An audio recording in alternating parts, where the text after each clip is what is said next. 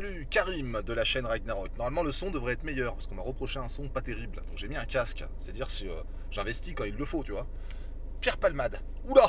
Pierre Palmade, chaque jour, une nouvelle histoire. C'est Pierre Belmar, on pourrait l'appeler, voilà. Pierre Palmade, qui est connu pour faire disparaître tout ce qui est blanc, tout ce qui fait des lignes, tu vois, tout ce qui est signalement au sol, tout ça, terrain de foot, il fait tout. Incroyable. C'est Dyson, le mec. Mike Dyson. Il n'arrête jamais, c'est le poids lourd du crack, de la coke, tout ce qui s'ingère, tout ce qui s'enfile, tout ce qui s'insère, des cônes de chantier, des bites d'amarrage, tu prends tout.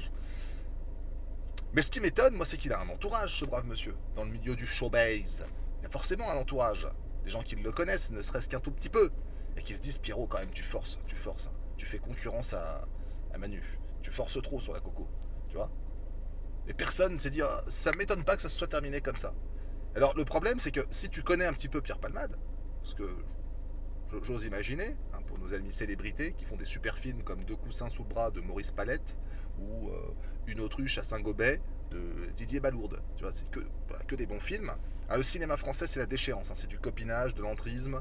Je te finance, tu fais un bon film sur tel sujet, comme ça ouvre un petit peu les mœurs des gens, puis leur trou de balle dans la foulée. Moi, je suis surpris que les personnes qui connaissent bien Pierre Palmade arrivent à ignorer ces petits penchants douteux.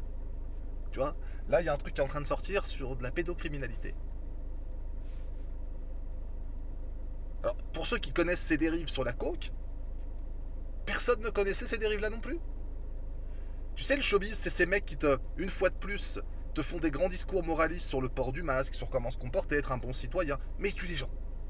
Prends la voiture, ils tuent des gens, les gars.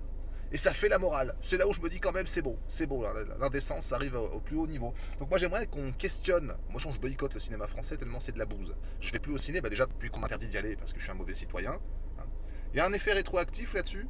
Des excuses, un petit billet, non? Il n'y a rien? Bon. Parce qu'on a quand même été bien traités comme de la merde. Et par les mêmes Pierre Palmade, par les grands artistes, les Didier Bourdon, qui reconnaît carrément avoir de la famille qui bosse chez Pfizer. Enfin, c'est n'importe quoi, tu sais. Ils nous ont tous vomi dessus.